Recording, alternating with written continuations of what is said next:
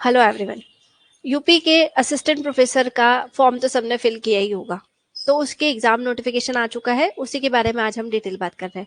हम देख रहे हैं कि एग्जाम डेट क्या होगा और एग्जाम का पैटर्न क्या होगा। ओके, तो डिटेल के लिए मैं यहाँ पर शेयर कर रही हूँ। जल्दी से चेक करें डिटेल कि आप कहाँ नोटिफिकेशन चेक कर सकते हैं ताकि आप एग्जाम के लिए प्रिपेयर हो पाए। Okay, so I am share the screen here we only understand today कि एग्जाम डेट क्या रहेगी और एग्जाम का पैटर्न क्या होगा। असिस्टेंट प्रोफेसर 2022 का जो फॉर्म आप ऑलरेडी फिल कर चुके हैं। So hello everyone, I am Vinita Yadav.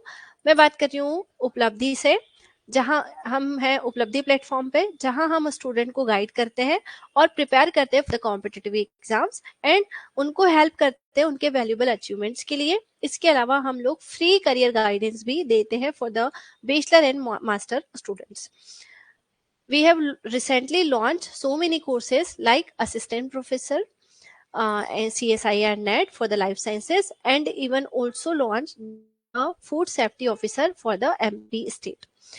Our classes is in the both the mode like online and offline.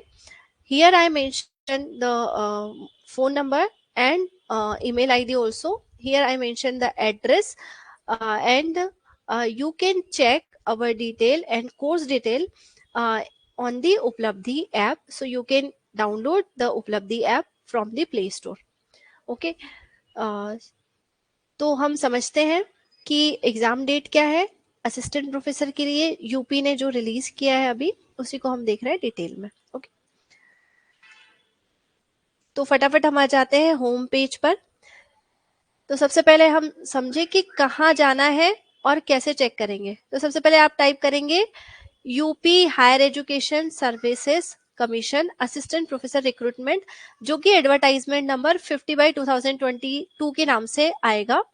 ये एडवर्टाइजमेंट के लिए आप इस होम पेज पर जाकर चेक कर सकते हैं।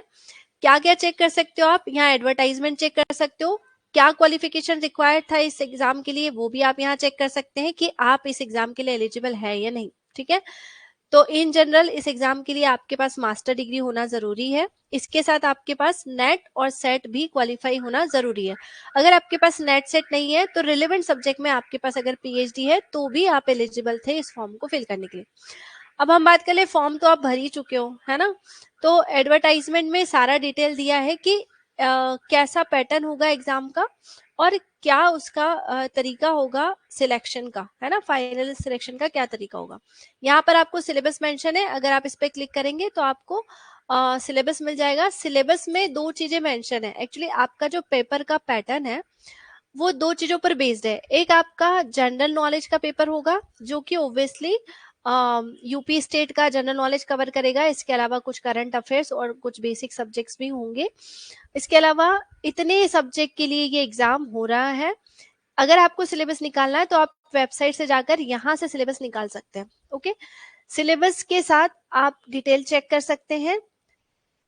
ओके, यहाँ पर क्वालिफिकेशन दिया है कि अगर आप एग्जाम फिल कर रहे हो, एग्जाम फॉर्म फिल कर रहे हो, तो यहाँ पर एजुकेशनल क्वालिफिकेशन दिया हुआ है।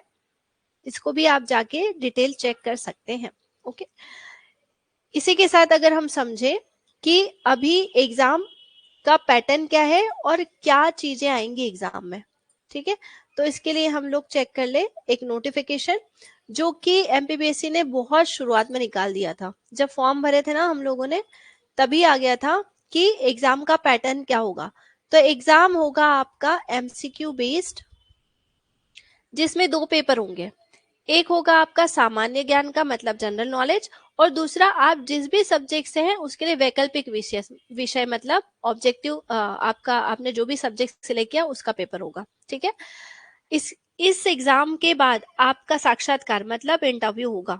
ठीक है, तो इसमें चयन मतलब सिलेक्शन का क्या बेस है, तो एक लिखित एग्जाम होगा मतलब रिटन टेस्ट होगा। इसमें जो स्टूडेंट पास होंगे उनको साक्षात्कार मतलब इंटरव्यू के लिए बुलाया जाएगा। ओके, अब ये जो आपकी लिखित परीक्षा है मतलब जो रिटर्न टेस्ट है, उसमें जो पैटर्न होगा वो ये है कि वस्तुनिष्ठ टाइप के प्रश्न पत्र होगा मतलब एमसीक्यू टाइप का पेपर होगा, जिसमें जो पेपर है वो कितने नंबर का, तो 200 नंबर का टोटल होगा। 200 नंबर का पेपर होगा और 30 नंबर जो होंगे वो आपको इंटरव्यू के लिए मिलेंगे, ठीक है। इस 200 में से जो आपका जनरल नॉलेज का पेपर है उसमें 60 मार्क्स, और आपका जो वैकल्पिक मतलब आपने जिस भी सब्जेक्ट से डाला है, फॉर एग्जांपल आपने बॉटनी से डाला है, जूलॉजी से डाला है, या हिस्ट्री पॉलिटी जैसे कोई भी सब्जेक्ट लिए, तो आपके सब्जेक्टिव के 140 मार्क्स होंगे, ओके। इसके अलावा सभी सब्जेक्ट्स में, सभी विषयों में 30 क्वेश्चंस होंगे, और वैकल्पिक के लिए 70 सब्जेक्ट्स होंगे, ठीक है। हर क्वेश्चन जो होगा वो 2 नंबर का होगा, और दोनों मिला के आपके मार्क्स हो जाएंगे, ये 200 हो गया आपका सब्जेक्टिव, और 30 हो गया आपका लाइक टोटल हो गया आपका 230 मार्क्स। ये 230 में से सिलेक्शन होगा, है ना। क्वेश्चंस कितने होंगे, तो क्वेश्चन होंगे 30, मार्क्स कितने हो गए, तो 60। वैकल्पिक सब्जेक्ट में क्वेश्चन कितने होंगे, तो 70, और मार्क्स हो गए 140, तो टोटल हो गया आपका 230।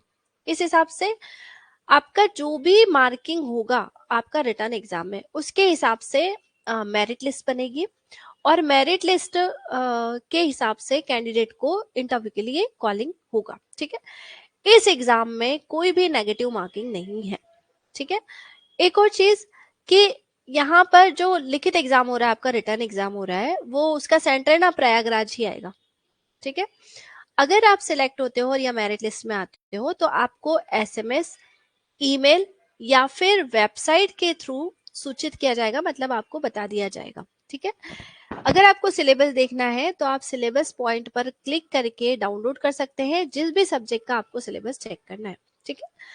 तो ये तो बात हो गई कि आप कैसे सिलेक्ट, एग्जाम पैटर्न क्या होगा, एग्जाम में कितने क्वेश्चंस आएंगे, और कैसे इसका सिलेक्शन होगा, ठीक है। इसमें एक और चीज कि फर्स्ट पेपर और सेकंड पेपर को मिला के जितने भी मार्क्स होंगे उस हिसाब से आपका मेरिट लिस्ट बनेगा, ओके।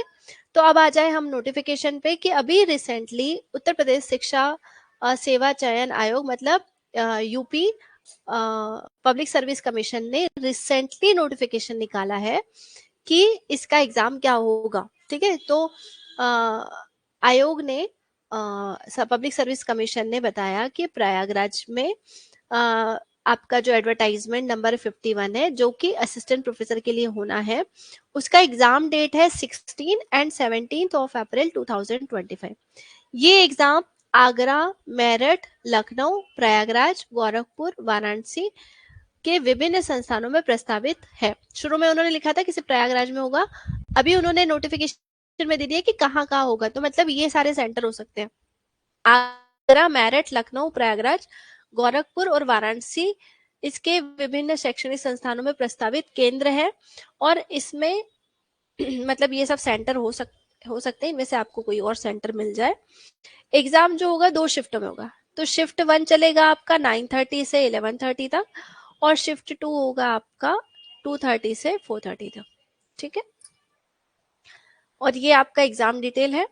इसमें ये भी डिटेल दिया है कि 16 ऑफ अप्रैल को कौन से सब्जेक्ट का एग्जाम होगा। तो प्रथम पाली में होगा संस्कृत, राजनीति शास्त्र, अर्थशास्त्र, इतिहास मतलब हिस्ट्री, गृह विज्ञान मतलब होम साइंस, चित्रकला, और अपना सब्जेक्ट देख लीजिएगा इसमें से जो भी हो, अंग्रेजी, इंग्लिश, मैथमेटिक्स, साइकोलॉजी, केमिस्ट्री, ये सारे सब्जेक्ट दिए हैं। तो 16 अप्रैल को किनका एग्जाम है वो लोग देख लें अच्छे से।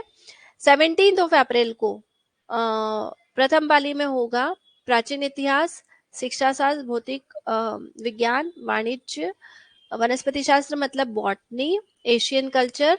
द्वितीय पाली में होगा संगीत गायन, उर्दू, सांख्यिकी, प्राणी विज्ञान, पशुपालन मतलब जूलॉजी, विधि मतलब लॉ, मिल्क साइंस लाइकवाइज। तो आप अपना सब्जेक्ट जरूर चेक कर लें, ठीक है। तो इसके अलावा ये जो डिटेल दिया है ये आपको ये विज्ञापन क्रमांक 51 के हिसाब से दिया है, यही फॉर्म आपने फिल किया था, एक बार ये भी चेक कर लें। और इसका डिटेल जो है जल्दी ही आने वाला है, मतलब इसमें एडमिट कार्ड और भी डिटेल आपको जल्दी ही रिलीज कर दी जाएगी, ओके। तो फटाफट चेक करें सभी लोग कि हमने फॉर्म तो बहुत पहले फिल कर दिया था, तो आप सब्जेक्ट देख ले कब होगा, और एडमिट कार्ड जल्दी ही आ जाएंगे। अगर आप लोगों को अपना एप्लीकेशन नंबर नहीं मिल रहा है एप्लीकेशन नंबर नहीं मिल रहा है, तो आप अपना मैसेज बॉक्स चेक कर सकते हैं। मैसेज मतलब normal message, I am not talking about the WhatsApp message. Message में आपने जब फॉर्म फिल किया होगा ना, तो आपको मैसेज आया होगा एप्लीकेशन नंबर का, रजिस्ट्रेशन नंबर का, जिसमें कि उन्होंने पासवर्ड भी दे रखा है। तो आप चेक कर सकते हैं अपने मोबाइल फोन से। अगर आप भूल गए हो, अगर फॉर्म संभाल के रखा है तो बहुत अच्छी बात है। All the best all of you. बिल्कुल प्रिपेयर करें एग्जाम के लिए and hope for the good. Thank you so much.